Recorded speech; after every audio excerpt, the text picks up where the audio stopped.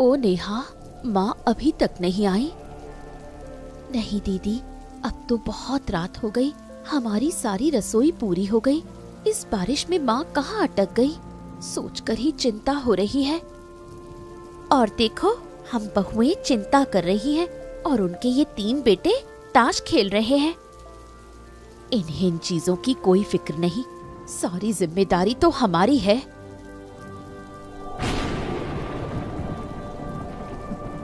ओहो, एक तो बारिश वाले दिन भूख और ज्यादा ही लग रही है। समझ रहे हो ना?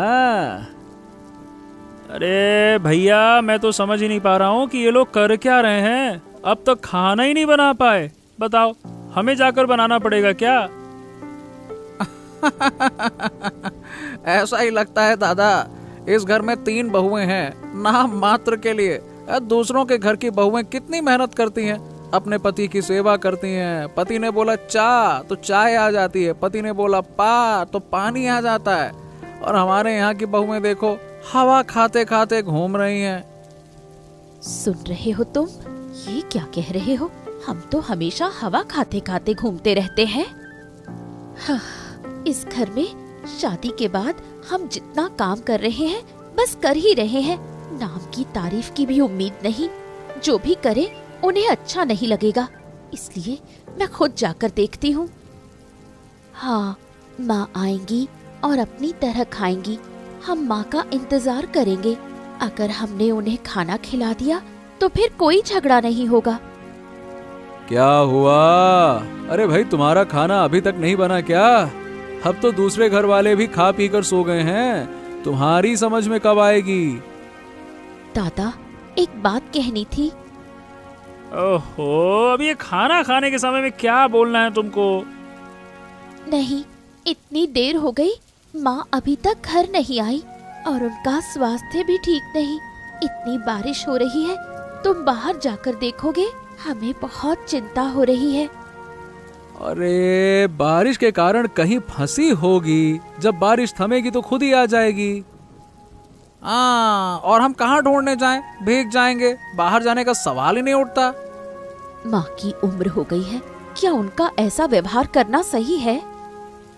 अरे देखो, अब आंखों के सामने से तुम हटो, बार बार कान में खसर फसर मत करो। चलो। अरे क्या हुआ, खड़ी क्यों हो? जाने को कहा तो गया है, जाओ।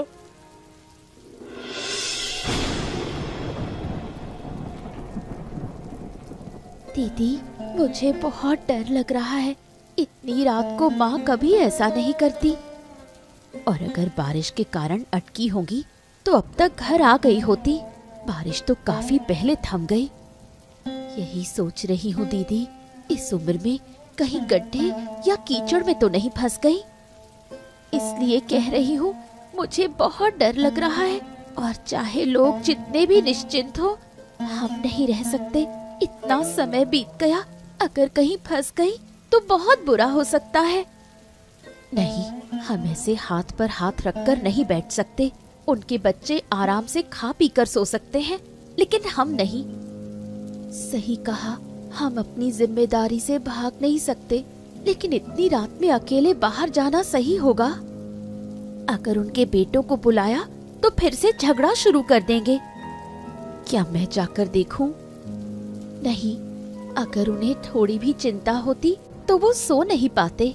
माँ घर पर नहीं, उन्हें कोई फर्क ही नहीं पड़ रहा। ठीक है, हम ही चलते हैं, वो सो रहे हैं। नहीं, ऐसे ठीक नहीं। इसका मतलब कम से कम हमें लकड़ी, टॉर्च और छाता लेकर निकलना चाहिए। ठीक है, दौड़ कर ले आओ। चलो, अब प्रतिज्ञा करते हैं कि जब तक माँ नहीं मिलती वापस नहीं आएंगे।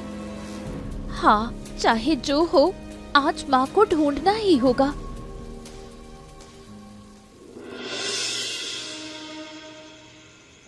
क्या हो गया? हम हर तरफ ढूंढाए पर माँ कहीं नहीं मिली। यही तो सोच रही हूँ, घर से यहाँ तक ढूंढते ढूंढते इस पुल तक आ गए। अब हमें उस खतरनाक पुल की ओर जाना होगा। क्या कह रहे हो? उस पुल पर जाकर ढूंढोगे? मुझे डर लग रहा है, हाथ पांव ठंडे हो रहे हैं। पर अगर वो नहीं मिली तो हमें वहां जाना ही होगा। दीदी, दीदी, देखो वहां। हे भगवान, कितना बुरा हुआ है। नीचे देखो। हाय हाय, माँ, ओ माँ, माँ सुन रही हो? क्या तुम ठीक हो? कविता, यहाँ खड़े होकर चिल्लाने का कोई फायदा नहीं, जल्दी नीचे चलो, शायद अभी भी किसी तरह बचाया जा सकता है। हाँ दीदी चलो, ऊपर वाला सुन ले, माँ को कोई नुकसान ना हो। यही डर मुझे पहले से था। माँ, तुम ठीक हो? ठहरो, सांस देखो। क्या सांस चल रही है? अभी भी सांस चल रही है। अगर हम प्रयास करें तो बचाया जा सकता है, उम्मीद है। लेकिन इसके लिए सेवा करनी पड़ेगी और इस रात में किसी और की मदद नहीं मिल पाएगी। उससे क्या फर्क पड़ता है, चाहे कोई और हो या ना हो, हम तो हैं, हाथ में हाथ रखकर मदद करेंगे। हाँ, हमारी तीनों की ताकत से उन्हें घर तक ले जाएंगे। चलो जल्दी से उठाएं, इंतजार करने से देर हो जाएगी।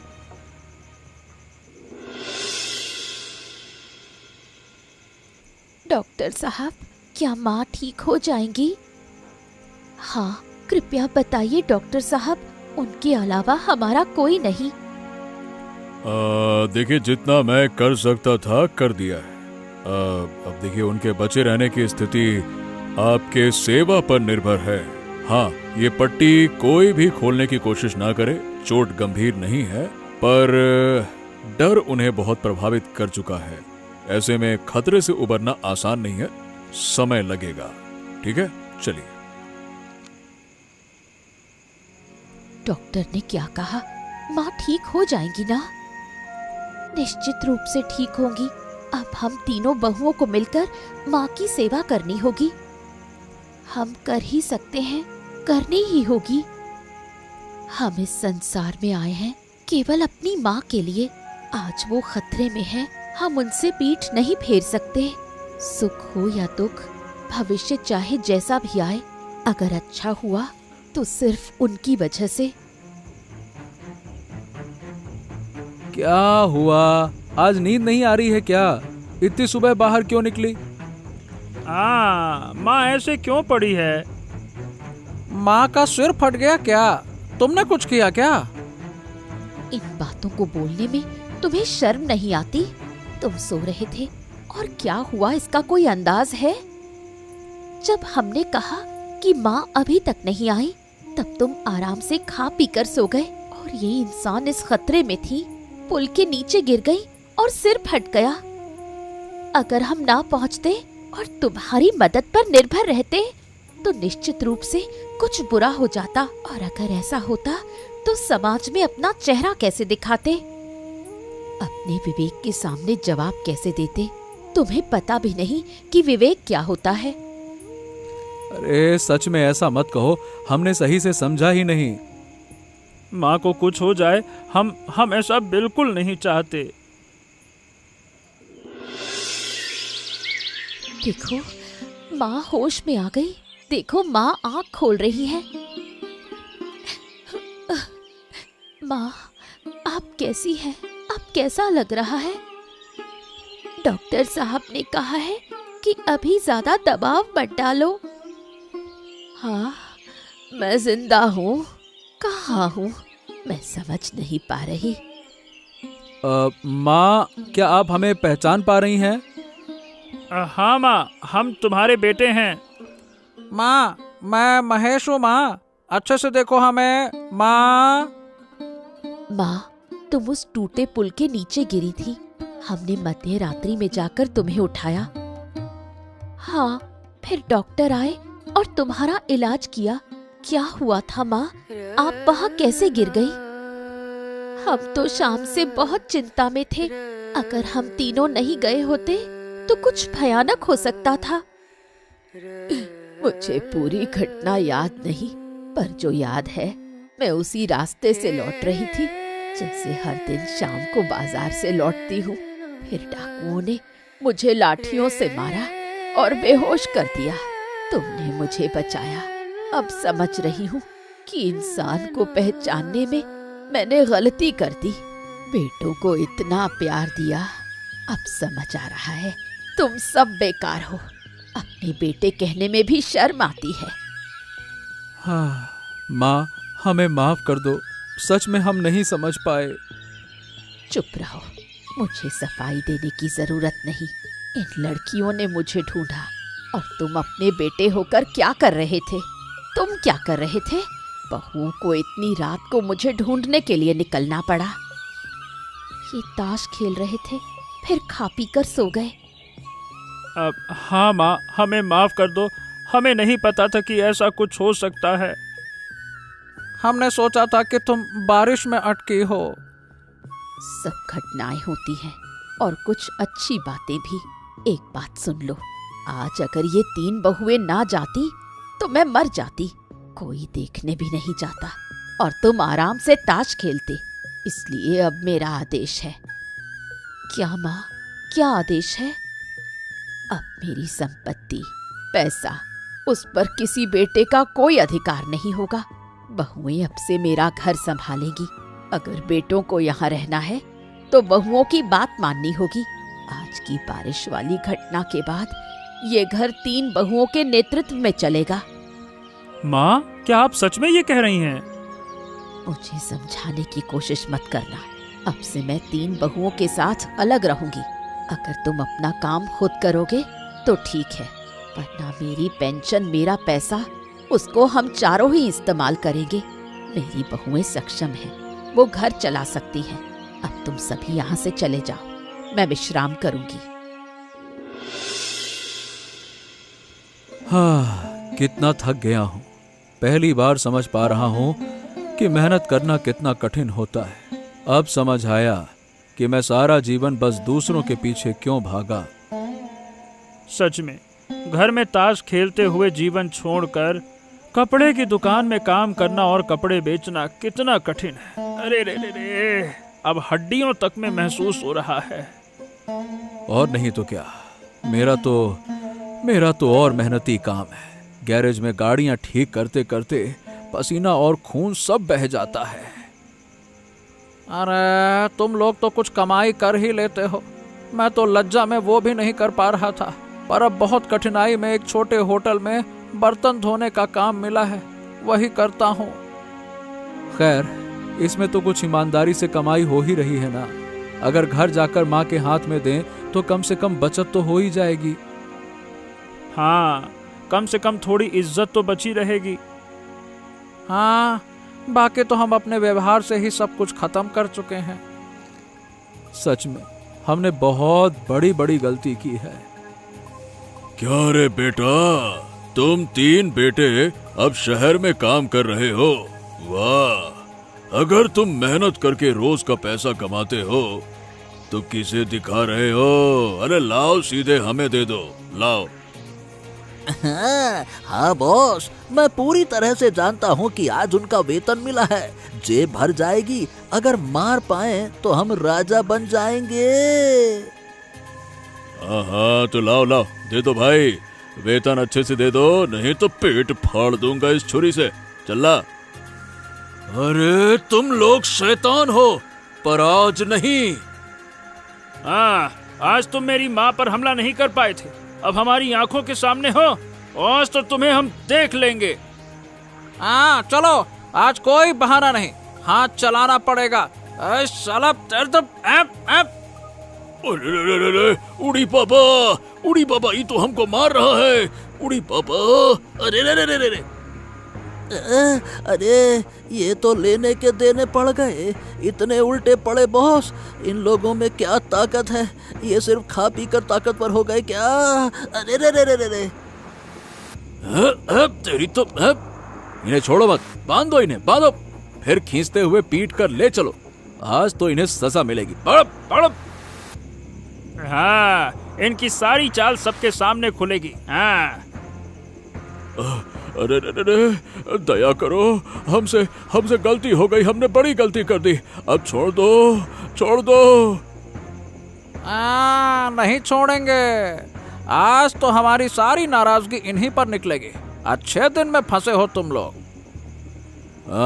चलो इन्हें खींचते हुए ले चलते हैं। चलो। चल चल चल। माँ, अरे माँ आकर देखो, आज इन्हें पकड़ कर लाए हैं। देखो माँ। हाँ माँ, आज तुम्हें न्याय करना होगा, आकर देखो। अरे इन्हें कहाँ से पकड़ लाए तुम लोग? हाँ, ध्यान से देखो माँ, यही तो थे जिन्होंने तुम पर हमला किया था। देखो, यही थे। उसी रात इन्होंने ही मुझे मारा और ये चोर मेरे पैसे की थैली और बाजार की थैलियां लूटने आए थे। अरे मुझे माफ कर दो माँ, मैंने गलती कर दी। रे। अरे देखो माँ, अगर तुम हमें माफ ना करो तो मुझे मार ही डालोगे क्या? अरे रे। सही कहा, नहीं, इन्हें माफ नहीं किया जाएगा। तुम लोग पुलिस को खबर दो, पुलिस आएगी और न्याय करेगी। चलो तो आज इन्हें मारते मारते थाने ले चलते हैं। चलो। तुम लोग ध्यान से देखो, दुकान का दरवाजा मजबूत बनाओ, छप्पर टूटे नहीं। और तुम्हें इतनी चिंता करने की जरूरत नहीं है, सब ठीक हो गया। अब कोई तूफान हमारी दुकान या परिवार को नहीं उड़ा पाएगा। तुम्हारे खाना बनाने की तैयारी कैसी है? चावल और मछली तो तैयार है, अब सिर्फ दाल बची है। देखो थोड़ी देर में लोग आने लगेंगे। पूरे गांव के लोग पिछले कुछ दिनों से पूछ रहे हैं कि हो क्या रहा है। हमने सबको बता दिया कि आज से हमारा नया होटल शुरू हो रहा है। आप सभी आएं और खाएं। सभी आएंगे? हमारे मेहनत से तैयार किए इस होटल में अगर सब खाएं तो बहुत अच्छा होगा। चिंता मत करो, सभी आएंगे और खुशी खुशी खाएंगे। हम सिर्फ अपने खाना बनाने पर ध्यान देंगे। मैं बहुत दिन से यही चाहती थी कि मेरे बेटे और बहुएं मिलकर समाज और गांव के लिए अच्छा काम करें। आखिर वो दिन आ गया। माँ, हमने आपसे खाना बनाना सीखा है, क्या हमारा खाना कभी खराब हो सकता है? तो जान लो, हर दिन एक जैसा खाना नहीं बनाना है। मैं तुम्हें कुछ खास तरह के व्यंजन बनाना सिखाऊंगी। आज जो मछली का कालिया मैंने सिखाया वो बन गया ना? हाँ माँ, तुम्हारे हाथ का वही खास कालिया बन गया। आहा, मैं तो उसकी खुशबू से ही पहचान गया।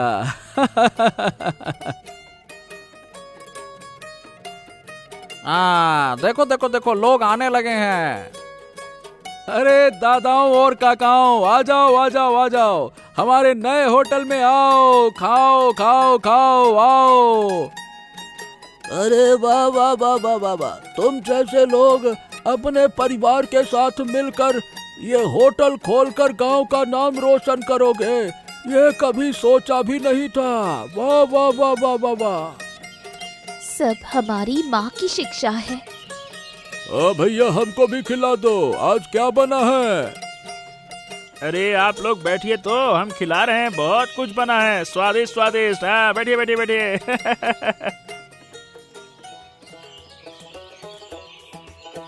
कैसा लगा खाना? अरे वाह। वाह सुवर्णा देवी, हम हमेशा से जानते थे कि आप गांव के लोगों के लिए अच्छा चाहती हैं, पर आपने अपने बेटे और बहुओं को इतनी अच्छी शिक्षा दी है, ये जानकर हमें बड़ी खुशी हुई। जैसे तुमने चोरों को भगाया, उसी तरह से ये होटल खोलकर भी गांव के लिए बहुत अच्छा किया।